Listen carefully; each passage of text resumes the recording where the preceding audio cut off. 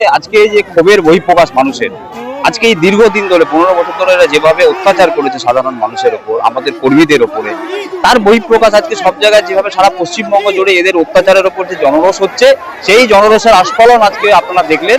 এবং এতে এর সাথে মানুষের যে আজকে জনরোষ তার উপর আছে বলে এই অত্যাচারের প্রতিফলন। এই যেভাবে অত্যাচার করেছে নৈহাটির মানুষ প্রত্যেকে জানে যে কত বড় এই নটোরিয়াস একজন। এ ফ্ল্যাগ বাহুবলী হিসাবে নিজেকে পরিচিত দিত। এ বিজেপি কর্মীদেরকে মানুষ হিসাবে গণ্য করতো না, মানুষের মর্যাদা দিত না, সমস্ত সময় অত্যাচারিত। ফ্ল্যাগ লাগানো যাবে না, পোস্টার লাগানো যাবে না, একটা সাধারণ আমাদের দেশের হিন্দুস্তান জিন্দাবাদ সেখানে লাগতে গিয়ে আমাদের আজকে কর্মীরা আক্রান্ত হয়েছে, তাদেরকে তাড়া করেছে। আবার মন্ডল প্রেসিডেন্টকে তাড়া করেছে রাত্রিবেলায়, তারা প্রাণ ভয় করেনি, তাদেরকে তাড়া করে বেরিয়েছে রাত্রিবেলায়। কার্তিক ঘোষাল আমার ছেলেকে মেরে তাকে হসপিটালে, কিভাবে তাদেরকে আজকে অত্যাচার, সে আজকে 3 দিন ধরে হসপিটালে ভর্তি ছিল, নৃশংসভাবে অত্যাচার করেছে। তার বহিঃপ্রকাশ আজকে মানুষ আজকে তার রায় দিয়েছে। সারা জীবন সমান যায় না এটা।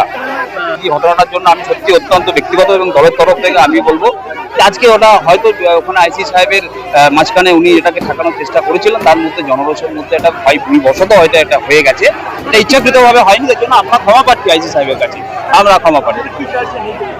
আমরা এর একদম যথাযোগ্য শাস্তি দাবি করছি, যাতে এর একদম যেভাবে এ অত্যাচার করেছে বিভিন্নভাবে তার যথাযোগ্য আমাদের মহামান্য আদালতের কাছে আমাদের প্রার্থনা, এ যেন যথাযথ এর শাস্তি হয়, উপযুক্ত শাস্তি আমরা দাবি করছি এবং দৃষ্টান্তমূলক শাস্তি যেন পরবর্তী ক্ষেত্রে এইভাবে কোনো রাজনৈতিক দলের কর্মীদের উপর এইভাবে হিংসা বা এইভাবে যেভাবে অত্যাচার ব্যক্তিগত স্তরে এটা যেন না করে। আমরা জনরোষ, জনবিক্ষোভ যেভাবে দীর্ঘ 15 বছর তৃণমূলের শাসন চলাকালীন এই অশোক চ্যাটার্জি পৌরসভার চেয়ারম্যান ছিল নৈহাটি, এবং তার ছেলে অভিজিৎ চ্যাটার্জি নিজের বাবা পৌরসভার চেয়ারম্যান বলে, তার বাবার ক্ষমতার বলে, তার বাবার পাওয়ারের বলে যেভাবে সারা নৈহাটিকে উত্তপ্ত করে রেখেছিল। সারা নৈহাটিতে সন্ত্রাস, চুরি, সিন্ডিকেট, ছোট ছোট বাচ্চাদের শ্লীলতাহানি, প্রচুর মানে অনেকবার শ্লীলতাহানির কেসের জন্য ওনার নৈহাটিতে পোস্টার পড়েছিল। সবাই জানে, পুরো নৈহাটির মানুষ জানে যেভাবে নৈহাটির মানুষকে ব্যবসা করতে দেয়নি। বিজেপি কর্মীদের বিজেপি অপরাধে মারধর করেছে, তাদের মিথ্যে কেসে ভাসিয়েছে, সাধারণ মানুষকে অব্দি ছাড়েনি, বিজেপি কর্মীদের ছাড়েনি। তার জন্য আজকে এই যে জনরোষ প্রতিফলন হয়েছে, এটা হওয়ার ছিল। আমরা ওর কঠোরতম শাস্তি চাই, কারণ যেভাবে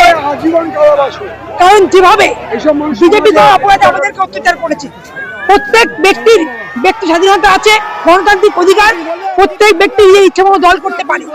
কোনো দল ইলেকশনে হারবে, কোনো দল জিতবে, এটাই কিন্তু স্বাভাবিক।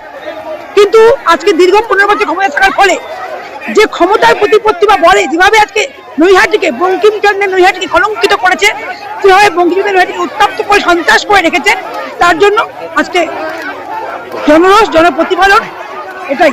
আর আমরা ওর কঠোরতম শাস্তি চাই, ফাঁসি চাই, দৃষ্টান্তমূলক শাস্তি, যাতে এরপর যদি বিজেপি ক্ষমতায় না থাকে, যাতে যখন অন্য কোনো দল আসবে, যাতে কোনো রাজনৈতিক দল এইভাবে ক্ষমতার উপরে হিংসা করতে না পারে, সেটাই আমরা চাই। ওর দৃষ্টান্তমূলক সাজা হোক।